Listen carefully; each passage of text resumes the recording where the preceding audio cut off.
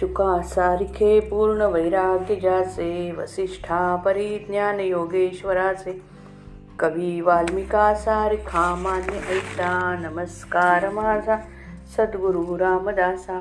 जय जय रघुवीर समर्थ. दशक 15वा, समास 8वा, सूक्ष्मजीव निरूपण. विश्वात अचेतन व सचेतन असे 2 पदार्थ आढळतात, पण दोन्हीचा अभ्यास करू लागले की माणूस आपल्या नित्याच्या आकुंचित जगातून अनंताच्या जगात जातो. अनंताच्या जगात वावरत असता आपली क्षुद्र अहंता बाजूस सरते व आपण काही काल तरी विशालपणाचा अनुभव घेतो. या जगात आपल्यासारखे जीवन जगणारे कोट्यावधी जीव आहेत. त्यांचा विचार करता करता आपले मन कसे देहबुद्धीतून बाहेर पडते ते या समासात थोडक्यात वर्णिले आहे. श्री समर्थ सांगतात की या विश्वामध्ये अनंत जीव आहेत. पृथ्वीवर, पाण्यात व आकाशात जिकडे तिकडे जीवजंतू आहेत. त्यांचे प्रकार, रंग, तऱ्हा सर्व काही मोठे विलक्षण आहे. काही जीव इतके सूक्ष्म आहेत की आपल्या इंद्रियांना त्या दिसत देखील नाहीत. त्यांचे जीवन व त्यांचे आयुष्य त्यांच्या आकारास साजेसे असते.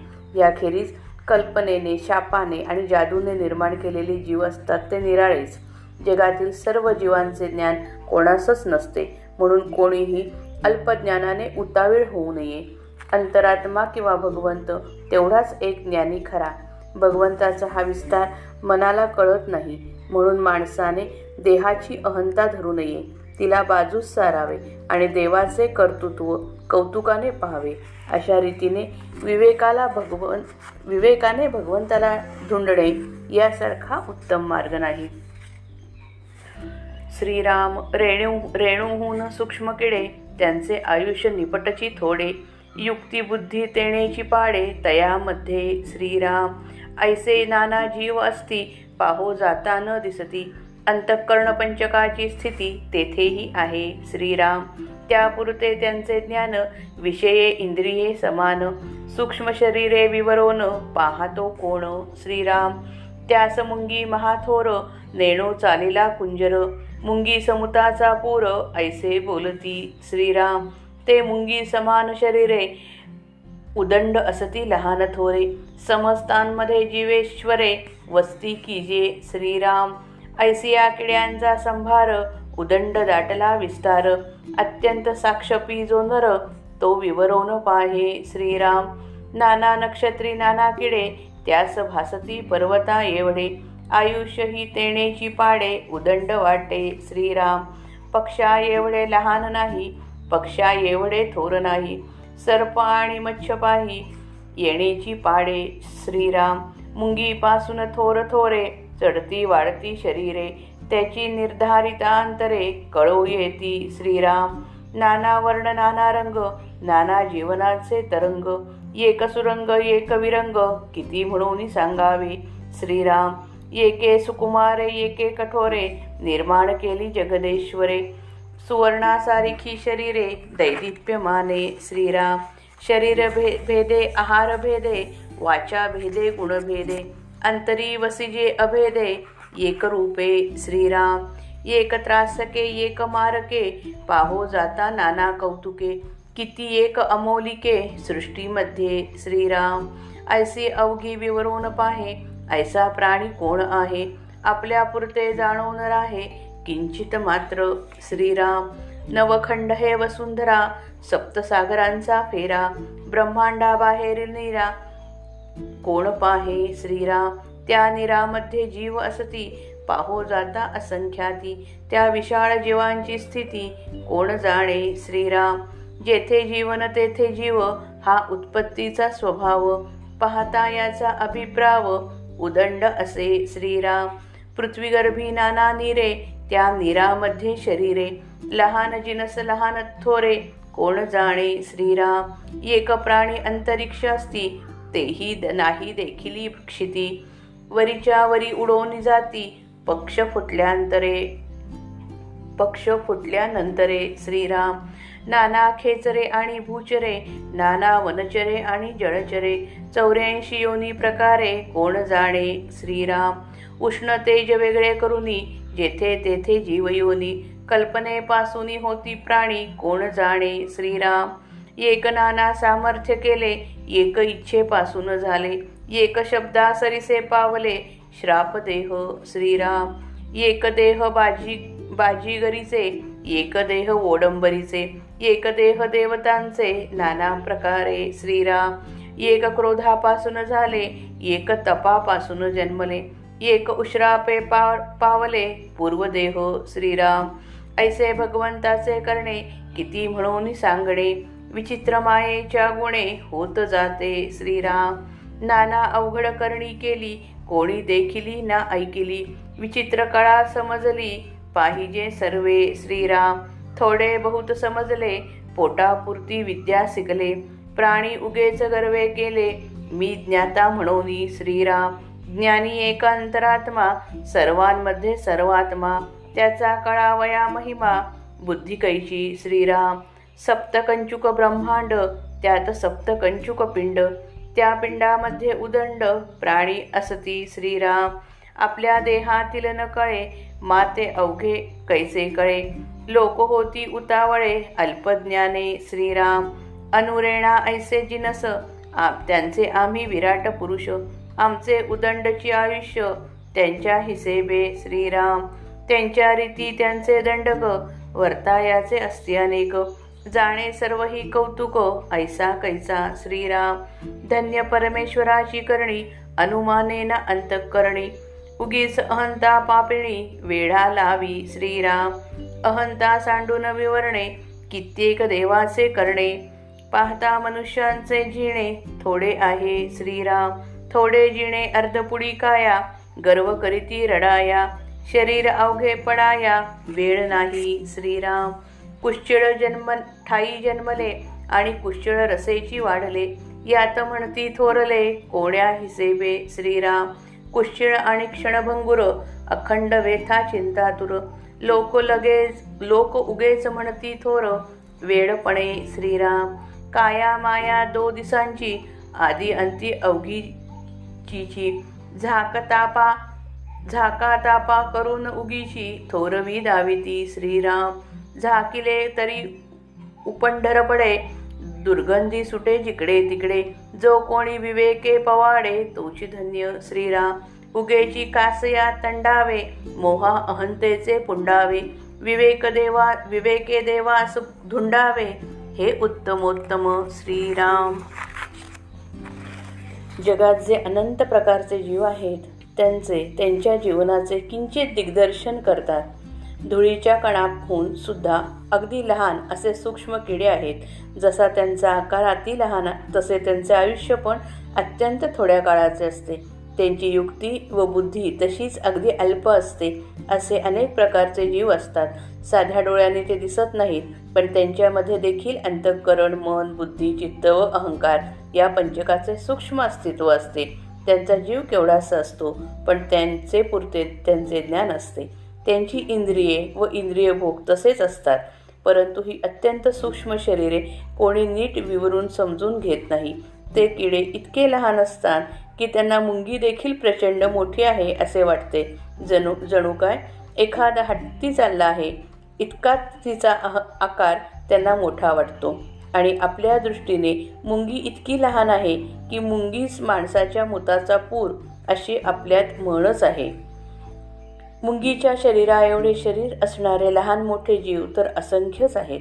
त्या सगळ्यांमध्ये जीवाचा मालक जो अंतरात्मा तो वास करतो. एकंदरीत अशा किड्यांची संख्या फार मोठी आहे. जिकडे तिकडे ते दाटपणे पसरले आहेत. पण जो माणूस अतिशय कष्टाळू आणि जिज्ञासू आहे तोच त्यांचे निरीक्षण करून ज्ञान संपादन करतो. निरनिराळ्या नक्षत्रांवर निरनिराळ्या प्रकारचे किडे आहेत. माणसाला त्यांची कल्पना येत नाही. पृथ्वीवरील किडामुंगीच्या मानाने ते पर्वतासमान वाटतात.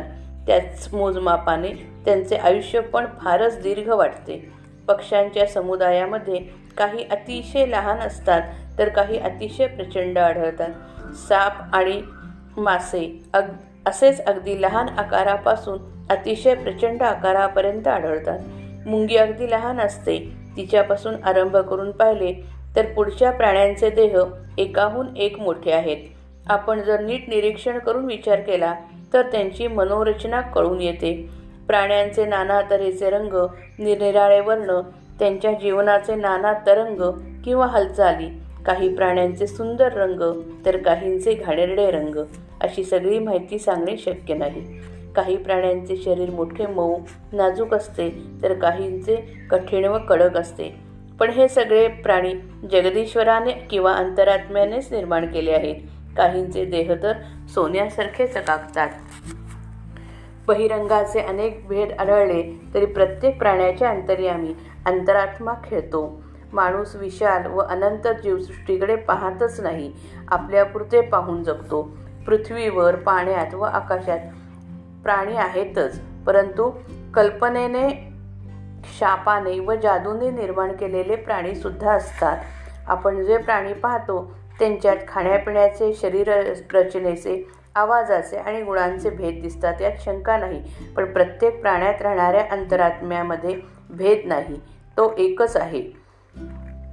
एक प्राणी चिडका असतो तर दुसरा मारका असतो. आपण जर नीट निरीक्षण केले तर या सृष्टीमध्ये अनेक प्रकारची अशी मौल्यवान आश्चर्ये बघायला मिळतात.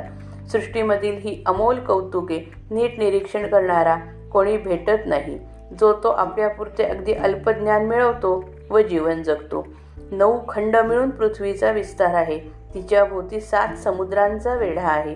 पण ब्रह्मांडाच्या बाहेर असणारे पाणी कोणीच पाहत नाही. त्या पाण्यामध्ये अक्षरशः असंख्य जीव आहेत. त्या प्रचंड विशाल जीवांची स्थिती कोणास ठाऊक नाही. जेथे पाणी असते तेथे जीव असतात, हा तर उत्पत्तीचा मूळ स्वभाव आहे. या तत्वाचे रहस्य फार खोल आहे. पृथ्वीच्या पोटात पुष्कळ प्रकारचे पाणी असते. त्या पाण्यामध्ये जीव आहेत. अनेक प्रकारचे लहान मोठे पदार्थही आहेत. त्यांचे ज्ञान कोणाला नसते. काही प्राणी आकाशातच असतात.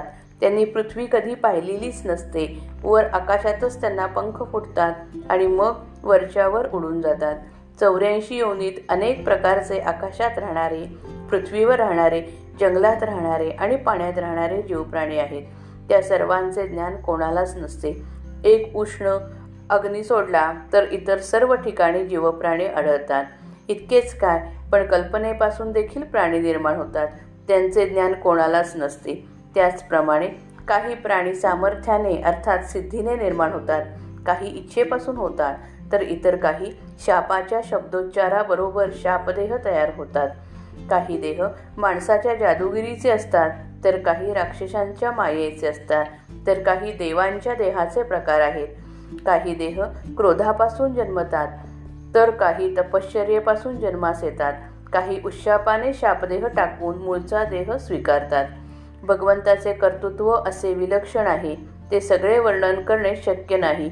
माया मोठी विचित्र आहे. तिच्या योगाने हे सगळे घडून येते. मायेचे सारे करणे खरोखरच मानवी बुद्धीला अगम्य आहे. एका अंतरात्म्यालाच म्हणजे भगवंतालाच फक्त या सगळ्या गोष्टीचे खरे ज्ञान असते. पण जरा ज्ञान झाले की अहंता पापिणी माणसाला झपाटते. काय वाटेल ते करावे, पण या अहंतारूपी पापिणीला सपाट करावे आणि मग भगवंताचा शोध करावा, हा सर्वोत्तम मार्ग आहे. मायेने अशी काही कठीण करणी करून ठेवली आहे की तशी कोणी पाहिली नाही व कधी ऐकलीही नाही. मायेची ही विलक्षण कला संपूर्णपणे समजून घ्यावी. एखाद्याला जर थोडेफार समजले, तो पोटापुरती विद्या शिकला, तर माणसाला मी मोठा जाणता आहे असा उगीच गर्व चढतो व तो माणूस वाया जातो. जगामध्ये अंतरात्मा तेवढाच एक खरा ज्ञानी आहे. तो सर्वांच्या अंतर्यामी आत्मरूपाने राहतो. त्याचा महिमा आकलन होण्याइतकी बुद्धी फारच क्वचित आढळते. पंचमहाभूते, अहंकार, महत्त्व ही 7 वेष्टणे ब्रह्मांडाची आहेत. त्यात राहणाऱ्या पिंडाला पण तशीच 7 आवरणे असतात. त्या पिंडात असंख्य प्राणी आहेत. आपल्या देहात राहणारे प्राणी आपल्याला कळत नाहीत, तर मग अवघ्या विश्वामध्ये राहणारे प्राणी कळणे कसे शक्य आहे? अल्पज्ञानामुळे माणसे उतावीळ होतात, हेच खरे. अणुरेणूसारखे जे अतिशय लहान पदार्थ व जीव आहेत, त्यांच्या दृष्टीने आपण माणसे म्हणजे जणू काय विश्वा एवढे विराट पुरुष आहोत. त्यांच्या हिशोबाने आपले आयुष्य देखील अतिशय दीर्घ आहे. अणुरेणू समान सूक्ष्मजीवांच्या वागण्याच्या रीती आणि वागण्याचे नियम पुष्कळ प्रकारचे आहेत. त्या सर्वांचे ज्ञान कोणासच नसते. सारांश, परमेश्वराची करणी खरोखरच मोठी विस्मयकारक आहे. माणसाला आपल्या बुद्धीने तिची कल्पना येणे शक्य नाही. असे असून सुद्धा अहंता पापिणी माणसाला पछाडते, त्याला अगदी वेढून टाकते. आपली अहंता बाजूला सारून भगवंताच्या अनेक करणीचे मननचिंतन करावे. माणसाचे आयुष्य फार अल्प आहे. आयुष्य अल्प आणि देह क्षणभंगूर असताना माणूस निष्कारण गर्व धारण करतो. शरीर पडायला मुळीच वेळ लागत नाही. हा देह घाणेरड्या जागी जन्म घेतो आणि घाणेरड्या रसानेच पोसला जातो. अशा या देहाला थोर म्हणून त्याचा अभिमान बाळगतात. याला काही अर्थच उरत नाही. घाणेरडे क्षणभंगूर निरंतर व्यथेने आणि काळजीने झपाटलेले असे हे शरीर आहे. लोक उगीच वेडेपणाने त्याला थोर म्हणतात. शरीर काय आणि ऐश्वर्य काय, सारा 2 दिवसांचा खेळ आहे. आरंभी आणि अखेर सगळी फजिती असते. कपड्या लत्त्यांनी झाकताप करून लोक उगीच मोठेपणा मिरवतात. देह जिवंतपणी कितीही झाकला तरी अखेर तो उघडा पडतोच. त्याची दुर्गंधी जिकडे तिकडे पसरते.